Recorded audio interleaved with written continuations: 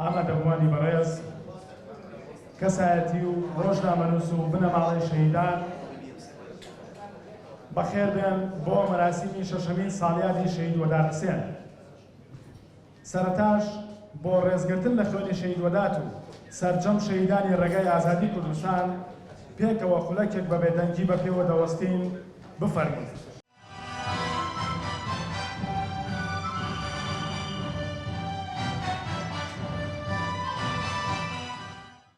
وەداد لە ساڵی 2016دا دەبێتە پەیامێر لە ئاژانسی ڕۆژنیوز و وەک پەیامێر لە ئاژانسی ڕۆژنیوز لە دهۆک دەستبەکار دەبێت. هێشتا لە مانگەکانی سەرەتای کارکردنی بوو لە ئاژانسەکە لە سیانزەی ئابی 2016دا ڕفێنرا و دواتر بە برینداری دۆزرایەوە. دواتر لە نەخۆشخانە بە شێوەیەکی گوماناوی شەهید بوو.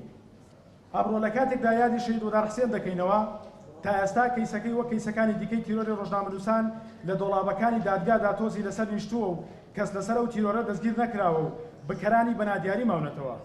بۆیە پێمان وایە ئەگەر دەسەڵاتی دەڤەری بادینان دەستی یەکەم نەبێت لە پشت ئەو تیرۆرەوە ئەوە ئامادە دەبوو تا ئێستا بکەرانی ئاشکرا ئەوە دەبوو تا ئێستا بکەرانی ئاشکرا بوونایە و بە سزای خۆیان بگەڕانایە. ئێستاش داوا لە بەڕێز سەمیرە سەعید دەکەین بفەرمێت بۆ خوێندنەوەی وتاری ئاژانسی ڕۆژنیوز. ئێستا کە یادی شەهید وەداد دەکەینەوە، دلۆڤانی کوڕی سادق سندی، قارەمانی کوڕی شکری زاینەدین و بەدەیان هاوڕێ و خاوەن فکری ئازاد وەک وەداد حوسێن لە ناو زیندانەکانی پەدەکەدان. ئەمەش پێمان دەڵێت ئەو حیزبە بە هەمان عەقڵیەتی 30 ساڵ بەر لە ئێستا سیاسەت دەکات و هەرگیز هەنگاوێک لە ئازادی و دیموکراسی نزیک نابێتەوە. ئەوان لە هەموو ئینسانێکی فکر ئازاد و هەموو دەنگێکی بەرز و هەموو وشە و ڕەخنە ئامێزەکان دەترسن.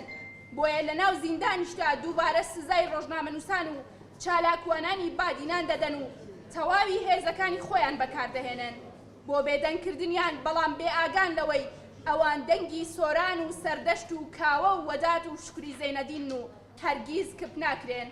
بەڕێزان، هەمان ئەو داواکاریەی لە شەهید وەداد کرابوو ئێستاش لەلایەن دەستگای پاراستنی پەدەکە و میتەوە ئاراستەی بەڕێوبەران و ڕۆژنامەنووسانی ئاژانسی ڕۆژنیوز و کۆمپانیای چەتر دەکرێن کە فرۆشتنی ئەخلاق و ویژدان و کارکردنە بۆ خزمەتکردن بە خواست و بەرژەوەندیەکانی ئەوان و لە کاتی ڕەتکردنەوەش هەڕەشەی ڕۆحیمان لێ دەکەن. ئێمە لەم مەراسیمەدا جارێکی دیکە جەخت دەکەینەوە وەداد ئاسان نا، هەڕەشە و نەتیرۆر و نەپێدانی پارە و ئیمتیازات ڕێگای ڕاستیمان ناگۆڕێت، بەڵکو زیاتر هانمان دەدات بۆ هەڵدانەوەی پەردە لەسەر گەندەڵی و نادادی و خیانەتی ستەمکاران. ئێمە ئازادی خوازان و لە خوێنی شەهیدانی قەڵەم و ڕێگەی ئازادی خۆش نابین و لە چاوەڕوانی ئەو ڕۆژەداین کە بکوژان بە سزای گەل بگەن. درود بۆ ڕۆحی شەهید وەداد و سەرجەم شەهیدان. دووبارە سپاس بۆ ئامادەبوونتان. ئاژانسی ڕۆژنیوز 14 ئابی 2022.